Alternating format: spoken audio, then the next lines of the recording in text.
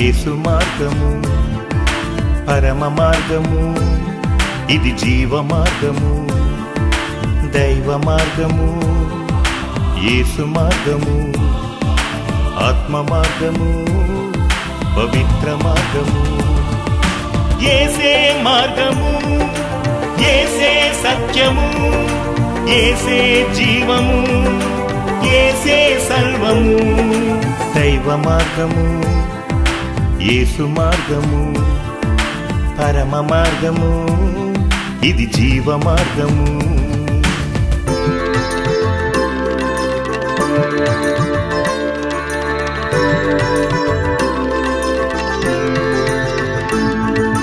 యేసు బాటలో పయనించు, యేసు మాటనే పాటించు, యేసు కోసమే జీవించు, యేసే నిన్ను దీవించు. యేసు బాటలో పయనించు, యేసు మాటనే పాటించు, యేసు కోసమే జీవించు, యేసే నిన్ను దీవించు. యేసే మార్గము, యేసే సత్యము, యేసే జీవము, యేసే సర్వము. దైవ మార్గము, యేసు మార్గము, పరమ మార్గము, ఇది జీవ మార్గము, దైవ మార్గము, యేసు మార్గము, ఆత్మ మార్గము, పవిత్ర మార్గము. దైవ మార్గము, దైవ మార్గము, దైవ మార్గము, దైవ మార్గము, దైవ మార్గము, దైవ మార్గము. ప్రతిరోజు ఈ ప్రోగ్రాంని చూస్తూ దేవుని యందు ఆనందిస్తున్నా మీ అందరినీ దేవుడు బహుగా దీవించుగాక. ఈరోజు మన అంశం తీర్పు రోజున ఒక మాట అంటున్నాడు దేవుడు.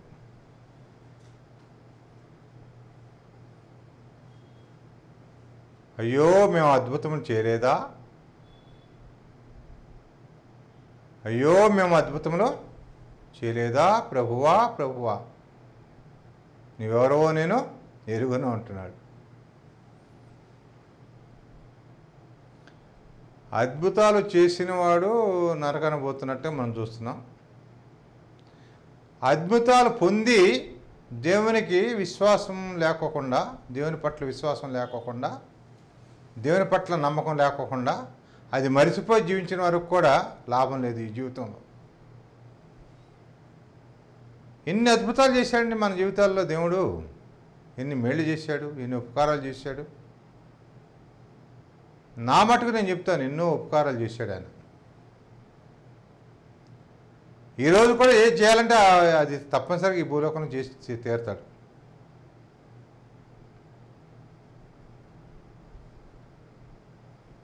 పదకొండు అద్భుతాలు చేసి దేవుడు ఇజ్రాయెల్ ప్రజల్ని ఐగుప్తు నుంచి తీసుకొచ్చాడు.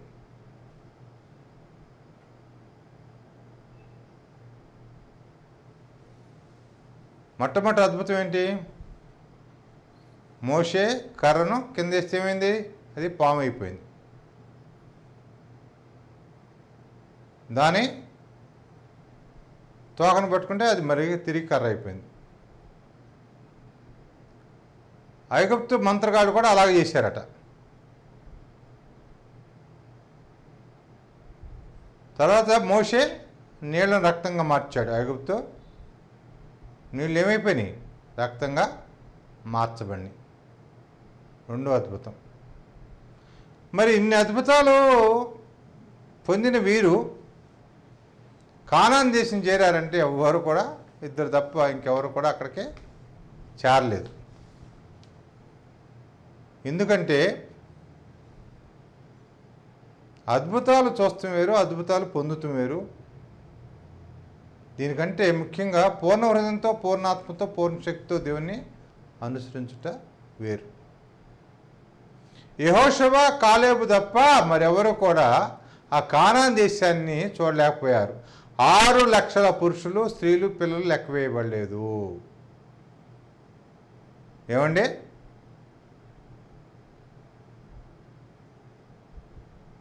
కర్ర పాముగా చేపట్టు చూశారు వీళ్ళు. ఆహాహా అని అనుకున్నారు. ఐగుప్తు నీళ్లు రక్తంగా మాటం చూశారు. ఆహాహా, మన దేవుడు గొప్పవాడు అని అనుకుంటున్నారు. ఇంకా చూసినట్లయితే అటువంటి అద్భుతాలు దేవుడు ఎన్నో చేశాడు. మరి ఇన్ని అద్భుతాలు చేసిన వారు పరలోక రాజ్యానికి అంటే కానాన్ దేశానికి వెళ్ళారంటే వెళ్ళలేదు. ఐగుప్తు దేశం అంతా కప్పలు వచ్చేసింది.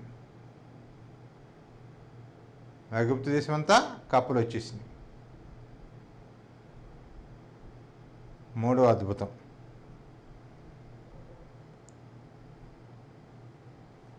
పేలు.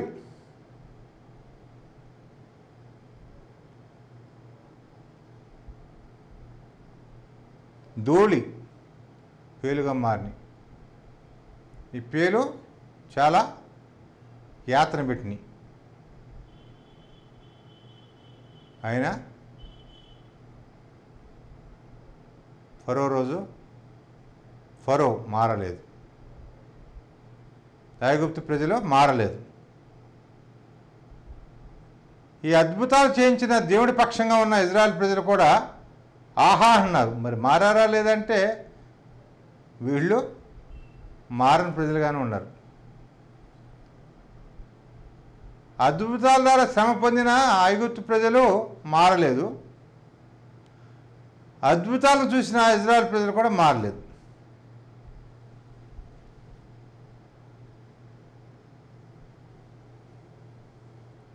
ఈగల గుంపు ఒక్కడు కుడితే అమ్మో అనిపిస్తుంది. ఈగల ద్వారా ఐగుప్తు ప్రజలకు, పశువులకి శ్రమలు.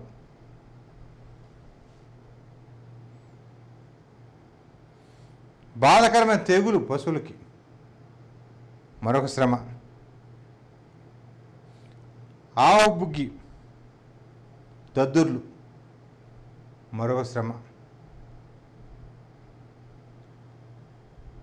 వడగండ్ల చేత శ్రమ.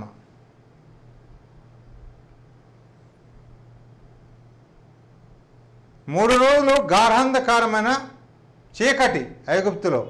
ఒక మనిషిని ఒకడు గుర్తుపెట్టుకోలేనంత చీకటి. గోషాను ప్రదేశంలో వెలుగు. ఒకే దేశంలో ఒక చోట వెలుగు, ఒక చోట మిగిలిన చోటంతా చీకటి. ఎంత అద్భుతం, ఎంత ఆశ్చర్యకరం.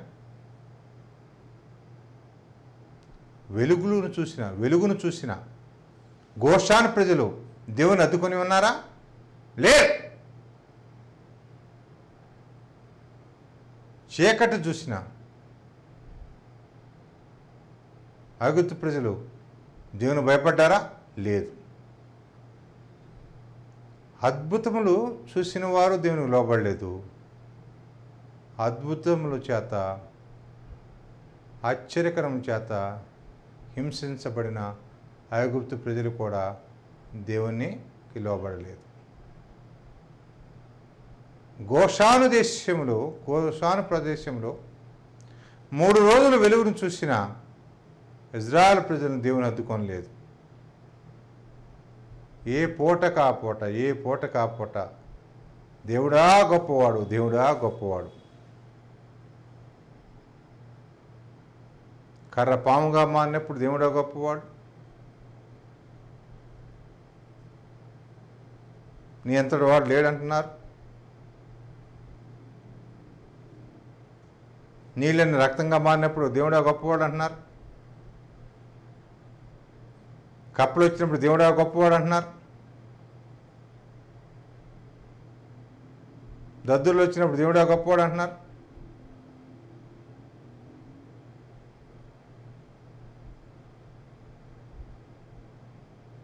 ప్రతి శ్రమకు, ప్రతి బాధకు, ప్రతి అద్భుతానికి ఇజ్రాయెల్ ప్రజలు పెదవులతో దేవుని కనపరుస్తున్నారు. హృదయం చాలా దూరంగా ఉంది.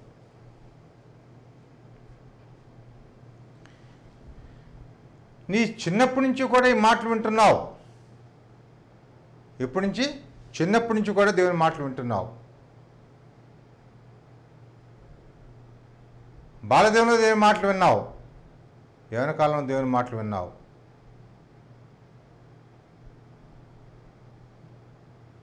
నడివేసిన దేవుని మాటలు విన్నావు, వృద్ధాప్యంలో దేవుని మాటలు వింటున్నావు. అనేక అద్భుతాలు నీ జీవితంలో చేశాడు దేవుడు, కానీ మర్చిపోయావు. అనేక ఆశ్చర్యకాలు దేవుడు చేశాడు, వాటిని మర్చిపోయావు. మరవని వారిద్దరే, యెహోషువ మరవలేదు, కాలేబు మరవలేదు. కానాన్ దేశానికి వెళ్ళిన వారు 6 లక్షల్లో ఇద్దరే, యెహోషువ వెళ్ళాడు, కాలేబు వెళ్ళారు. 40 సంవత్సరాలు ప్రయాణం చేసి అరణ్యంలో చచ్చిపోయిన వారు యెహోషువ, కాలేబు తప్ప అందరూ చచ్చిపోయారు.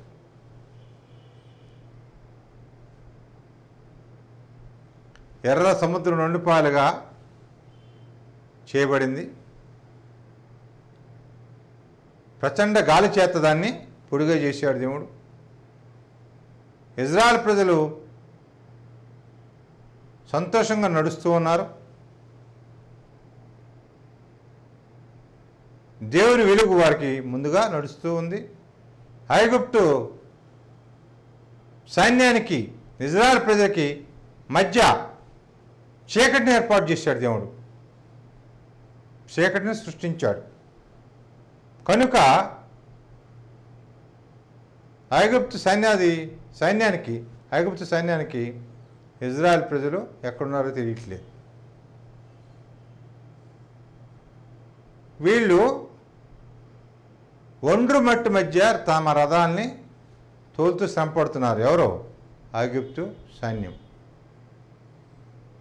పొడి నేలను నడుస్తున్నారు ఇజ్రాయెల్. ఒడ్డు చేరారు ఇజ్రాయెల్ ప్రజలు, ఒడ్డు చేరారు, ఎర్ర సముద్రం దాటారు.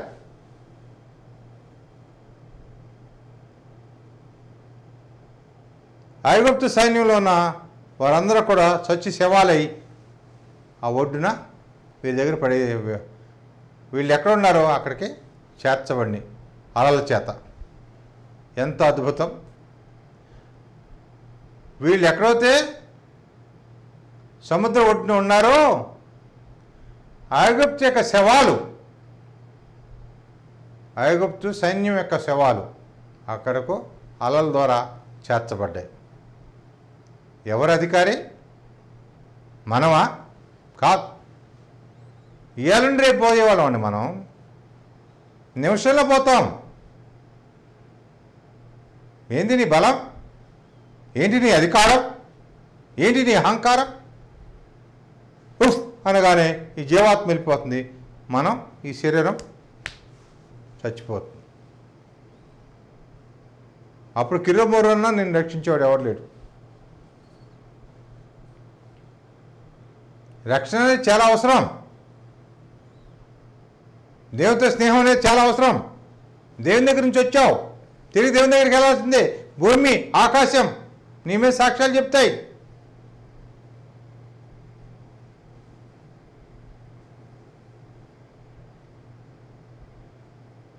అనేక అద్భుతాలు చూశారు. ఎర్ర సముద్రం 2 పాలుగా అయిపోతాం చూశారు. వీళ్ళు క్షేమంగా ఒడ్డుకు చేరుతాం చూశారు. ఐగుప్తు సైన్యం శవాలుగా ఒడ్డుకు చేరుతాం కూడా చూశారు. ప్రియమైన స్నేహితులారా, ప్రతిసారి దేవుని శోధిస్తుంటే, ప్రతిసారి ఐగుప్తు వైపు చూస్తమే. నీళ్ళు చేదుగా ఉన్నాయి, అక్కడ గొడవ. మాంసం లేదు, అక్కడ గొడవ. ఆహారం లేదు, అక్కడ గొడవ. ఎక్కడ చూసినా, ఎప్పుడు చూసినా ఐగుప్తులో కాకరకాయలు తినేవాళ్ళం, ఐగుప్తులో కేకరకాయలు తినేవాళ్ళం, ఐగుప్తులో మాంసం తినేవాళ్ళం. ఇక్కడ ఏమీ లేదు. ఇక్కడ మనసు ఎక్కడుంది? ఐగుప్తు వైపు ఉంది. ఈ మాటలు వింటున్నావు కానీ నీ మనసు ఎక్కడుంది? పాపం మీద ఉంది. నీ మనసు దేని మీద అనుకుంటుంది? పాపాన్ని ప్రేమిస్తుంది. అందుకనే దేవుని మేళ్ళు, దేవుని కృప, దేవుని యొక్క అధికారాన్ని నువ్వు గ్రహించలేకపోతున్నావు. ఈ పాపాన్ని విడిచిపెట్టిన వారు, జయించిన వారు ఎలా జయించారంటే పూర్ణ హృదయంతో, పూర్ణాత్మతో, పూర్ణ శక్తితో దేవుని ప్రేమించి పాపాన్ని జయించారు. ఎవరు? యెహోషువ, కాలేబ్. వారు మాత్రమే కానాన్ దేశానికి వెళ్ళారు.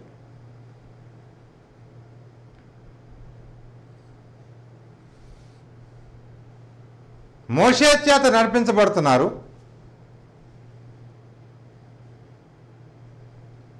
శారీరకంగా మోషేతో పాటు ఉన్నారు, కానీ వీళ్ళ మనసు ఎక్కడుంది?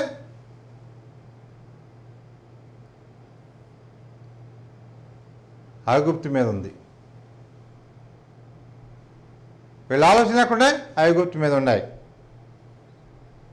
వీళ్ళ తిండి ఎక్కడుంది? తిండి ఆలోచన ఐగుప్తు. అక్కడ అది తిన్నాం, అది ఇక్కడ తిన్నాం. ఇక్కడేముంది?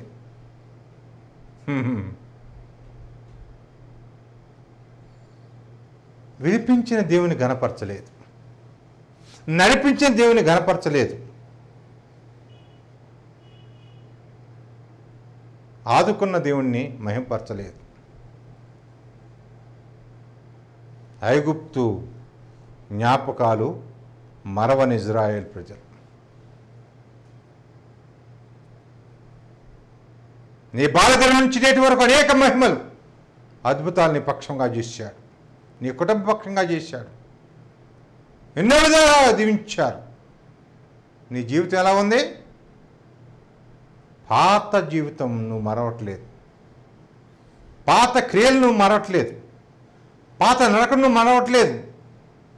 దేవుని కంటే దాన్ని ఎక్కువగా ప్రేమిస్తున్నావు. ఆఖరి నువ్వు ఎక్కడ చేర్చబడతావు చూడు. కానాన్ దేశాన్ని చేరలేకపోయారు. ఈ మాటలు అంటూ నీవు నీ పాపస్థితిని, నువ్వు చిక్కుపడిన నీ పాపస్థితిని, దేవుని కృపను మర్చిపోయిన నీవు, దేవుని మేళ మర్చిపోయిన నీవు, దేవుని అనుగ్రహాన్ని మర్చిపోయిన నీవు, ఒక్కసారి దేవుని వైపు చూడు. పరలోక రాజ్యం చేర్చబడతావు, మోక్షరాజ్యం చేర్చబడతావు. దానికి ఇప్పుడు అవకాశం ఉంది. సజీవులకు దేవుడు. ఈ మాటలుంటే నీవు ఈరోజు నీ పడక మీద ఒక అర్ధగంట పడుకునే ముందు దేవునితో క్షమాపణ అడుగు. నా స్థితి ఎలా ఉంది? నన్ను క్షమించండి. నా స్థితి ఎలాగుంది? నన్ను క్షమించండి అని అడగండి. ఒప్పుకోండి. బాల్యదినముల్లో, యవన కాలంలో, నడి వయసులో, వృద్ధాప్యంలో మనం చేసిన పొరపాట్లు మనం ఒప్పుకున్నట్లయితే దేవుడు వాటిని క్షమించి నీతో మాట్లాడతాడు. 3 నెలలు కన్నీరు మున్నీరుగా దేవునితో మాట్లాడండి. కన్నీరు కార్చి దేవునితో మాట్లాడండి. దేవా, నన్ను ఒకసారి జ్ఞాపం చేసుకో. ఓ స్వామి, నన్ను ఒకసారి జ్ఞాపం చేసుకో. నా మనస్సు పాత జీవితం వైపు తిరుగుతోంది, నన్ను క్షమించు. నన్ను పిలిచినా, నిన్ను మరచి, నన్ను ఏర్పరిచినా, నిన్ను మరచి పాత జీవితం పోతున్నా నా మనసును క్షమించు, నా క్రియలను క్షమించు అని ప్రతిరోజు మీరు దేవునిని అడగాలి. దేవుడు క్షమించి మీతో మాట్లాడే వరకు కూడా దేవునితో మాట్లాడాలి. మీరు రాత్రిపూట మీ పడకల మీద మీరు కన్నీరు కార్చండి.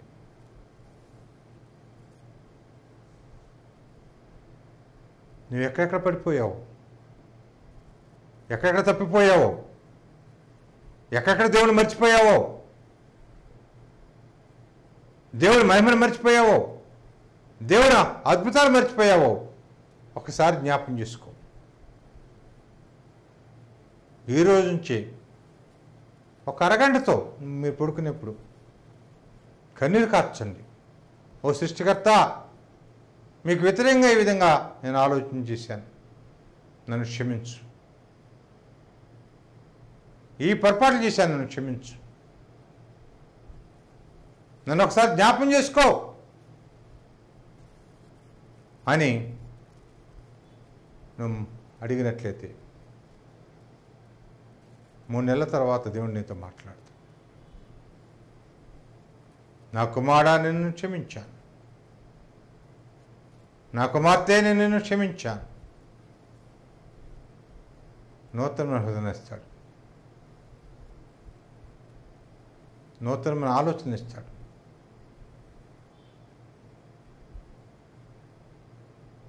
మన్నా తిన్నా కూడా వాళ్ళకి వెటకారం అయిపోయింది. దేవుడిచ్చిన ఆహారం తిని కూడా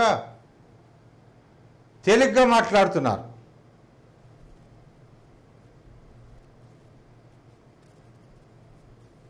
పూరీలను తిని కూడా తేలిగ్గా మాట్లాడుతున్నారు, ఆత్రపడి తింటున్నారు, తేలిగ్గా మాట్లాడుతున్నారు.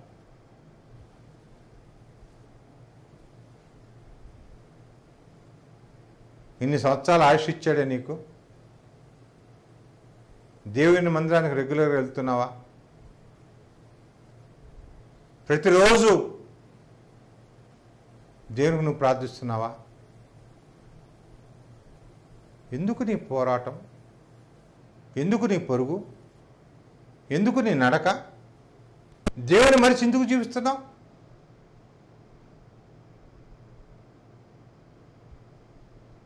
దేవుడు కృపను పొందిన వారే ఈ భూలోకంలో దీవించబడ్డారు. దేవుని గణపరిచిన వారే ఈ భూలోకంలో దీవించబడ్డారు. చచ్చిపోయిన 6 లక్షల మందిలో 2 తప్ప వారి బట్టలు నలగలేదు, చెప్పులు అరగలేదు. చదవండి బైబిల్. నలగని బట్టలు వేసుకుని చచ్చిపోయారు. కానాన్ దేశం చేరలే. అరగని చెప్పులు వేసి చచ్చిపోయారు. కానాన్ దేశం చేరలే. నీ ఆస్తి పాస్తులు నీ ఎమ్మటి రావు, నీ ఘనతలు నీ ఎమ్మటి రావు, నీ అధికారం నీ ఎమ్మటి రాదు. దేవుని కృప ఒక్కటే నిన్ను రక్షించేది. దేవుని కృప ఒకటే నిన్ను మోక్షం చేర్చేది. దేవుని దయ ఒకటే నిన్ను కాపాడేది. దేవుని కరుణ ఒకటే నిన్ను ఆదరించేది.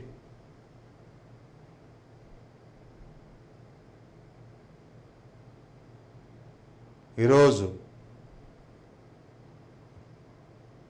మన పడకల మీద మనం ఉన్నప్పుడు ఒక్క అరగంట సేపు ప్రారంభంగా దేవునితో మాట్లాడదాం. దేవునికి మనకి అడ్డుగా నిలబడిన మన అపరాధాలని, దోషాలని, పాపాలని, అన్యాయాలని, అక్రమాలని, దొంగతనాలని ఒప్పుకుందాం. దేవుడా, నా స్థితి ఎట్లా ఉంది? ఓ యేసయ్యా, నా స్థితి ఎలా ఉంది? నన్ను క్షమించు. మీ చేతుల మేకులు, మీ కాళ్ళ మేకులు, మీ హృదయ బళ్ళెపోటు, మీ తలకు ముళ్ళకేయటం. యేసయ్యా, ఒకసారి మీ రక్తంతో నన్ను కడుగు. నేను తిరిగి పాత జీవితం వైపు చూస్తున్నా. పాత జీవితాన్నే నేను గౌరవిస్తున్నా. నీ వైపు రావట్లేదు నాయన. నేను నీతో నడవట్లేదు ప్రభువా. అరుణోదయమున యోబు నిత్యము దహన బలులు అర్పించినట్టుగా నేను అర్పించలేకపోతున్నాను. నన్ను క్షమించు.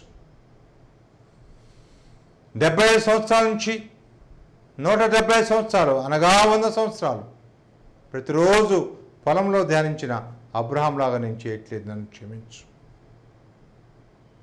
దివారాత్రి నేను బైబిల్ చదవట్లేదు. నన్ను క్షమించు అని కన్నీరు మున్నీరుగా కారుద్దాం. మనం ఏ పొరపాట్లు చేశాము? ఈ లోకానికి ఏం తీసుకురాలేదు, ఏం తీసుకుపోలేవు. ఎందుకంటే వచ్చేప్పుడు బట్టలు లేని వారికి వచ్చాం, పోయేప్పుడు అలాగే పోతాం. ఎందుకో ఈ ఆశ, ఎందుకో ఈ ప్రయాస? ఎవరి కోసమో ఈ ప్రయాస? ఎందుకో ఈ పాకులాట?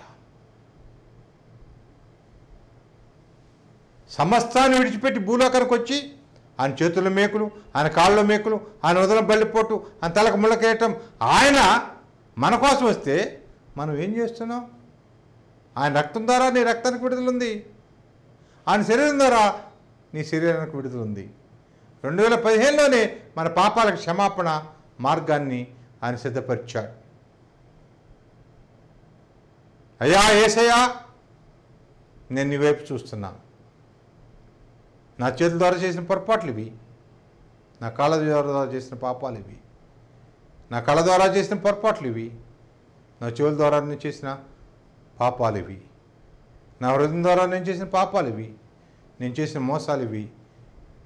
ఈరోజు రాత్రి నువ్వు పడుకునే ముందు ఒక అరగంట సేపు సృష్టికర్తని దేవుణ్ణి, మన కొరకు చనిపోయి తిరిగి లేచిన యేసయ్యను ఒకసారి జ్ఞాపకం చేసుకో. అయ్యా, మీ రక్తంతో నన్ను కడుగు, నన్ను జ్ఞాపకం చేసుకో, నన్ను విడిచిపెట్టుకో అని ప్రతిరోజు ఒక అరగంటతో ప్రారంభించండి. బైబిల్ చదవండి. అమూల్యమైన మాటలు ఉన్నాయి దాంట్లో. అన్ని రకాల వర్గాలకి, అన్ని వర్గాల వాళ్ళకి సరిపడిన మాటలు, అన్ని అధికారులకు సరిపడిన మాటలు బైబిల్లో ఉన్నాయి. న్యాయం అంటే ఏంటో బైబిల్ చెబుతోంది. ఆ బైబిల్ చదవండి. భూమికి ఆకాశానికి నిచ్చిన బైబిల్,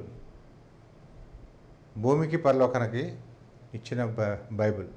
ఆ బైబిల్ చదివి మన పరలోక రాజ్యానికి వెళ్దాం. ఈ లోకం అశాశ్వతమైంది, దాని ఎమ్మట పడవద్దు. దేవుని రాజ్యం శాశ్వతమైంది. ఆయన వైపు మనం నడుద్దాం, ఆయన వెంట పడదాం, ఆయన కృపను పొందుదాం. తద్వారా మీరు మీ కుటుంబాలు దీవించబడాలని నేను ఆశిస్తున్నా. ప్రార్థన చేసుకుందాం. జీవాధిపతి మిమ్మల్ని ఎక్కువగా ప్రేమించిన మా ప్రభువా, ఈ మాటలు ఉన్న మీ బిడ్డలను మీరు ఒకసారి జ్ఞాపకం చేసుకుని నడుపుకుంటున్నాం. వారిని దీవించండి, వద్దలు చేయండి. ఈ లోక అవసరతలు ఏమున్నాయో వాటిని మీరు తీర్చమని ప్రార్థన చేస్తున్నాం. పరలోక వాసులుగా మీతో పాటు ఉండేవారుగా వీరిని సిద్ధపరచమని ఈ కొద్ది ప్రార్థనలు ప్రభువైన యేసుక్రీస్తు నామమున అడిగి వేడుకొంచున్నాం. ఆమెన్.